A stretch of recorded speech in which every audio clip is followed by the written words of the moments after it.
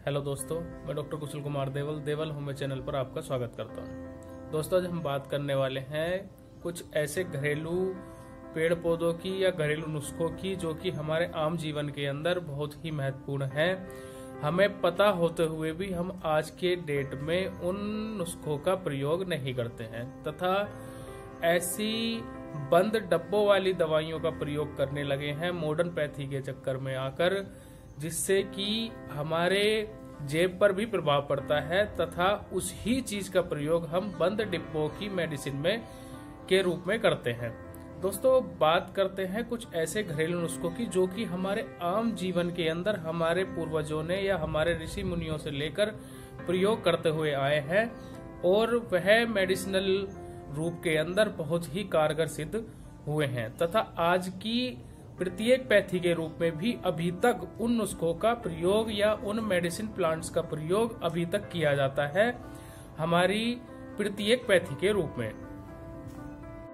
दोस्तों, बात करते हैं नंबर 1 पर नीम के वृक्ष की। नीम का वृक्ष का प्रत्येक पार्ट हमारे जीवन के लिए बहुउपयोगी माना गया है तथा इसका प्रयोग पूर्वजों से लेकर ऋषि मुनियों उससे पहले से ही किया जा रहा है, लेकिन हमने आज की डेट में नीम का प्रयोग या नीम के किसी भी पार्ट का प्रयोग करना बंद कर दिया है। दोस्तों, अगर नीम के उपयोग की बात करें तो नीम का उपयोग प्रत्येक पार्ट नीम का हमारे लिए उपयोगी माना गया है। दोस्तों, नीम के अगर उपयोग की बात करें तो नीम के अंदर एंटी बैक्टीरियल से लेकर anti fungal, antiseptic, anti oxidant तथा स्किन के लिए बहुत ही उपयोगी, इसके साथ साथ हमारे दांतों के लिए बहुत ही उपयोगी नीम का वृक्ष माना गया है तथा इससे बनी हुई प्रत्येक मेडिसिन एक अपने आप में बहुत ही कारगर सिद्ध हुई है।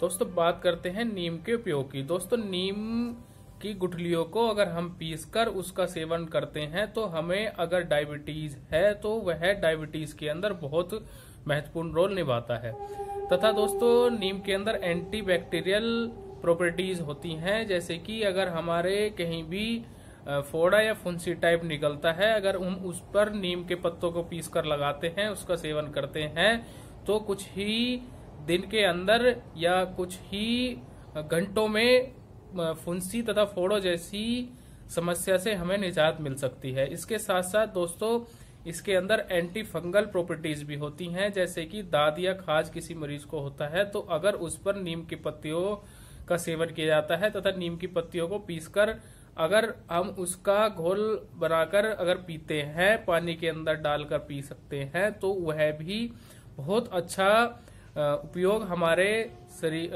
एंटी फंगल के रूप में करता है। दोस्तों, तो नीम के पत्तों को अगर पानी के अंदर, गर्म पानी के अंदर डालकर नहाया जाए तो वह ईचिंग जैसी समस्या से भी निजात दिलाने का काम करता है। दोस्तों, हमारे पूर्वज नीम की टहनियों का यानी कि नीम की डंठल का प्रयोग अपने दतून के रूप में करते थे। आज की पैथी के रूप में हम पेस्टों का प्रयोग करने लगे हैं। अगर नीम की टहनी का प्रयोग हम दतून के रूप में करते हैं तो हमें पायरिया जैसी समस्या या दांतों में होने वाली सेंसिटिविटी से निजात मिल सकती है तथा हमारे दांत भी मजबूत होने लगेंगे।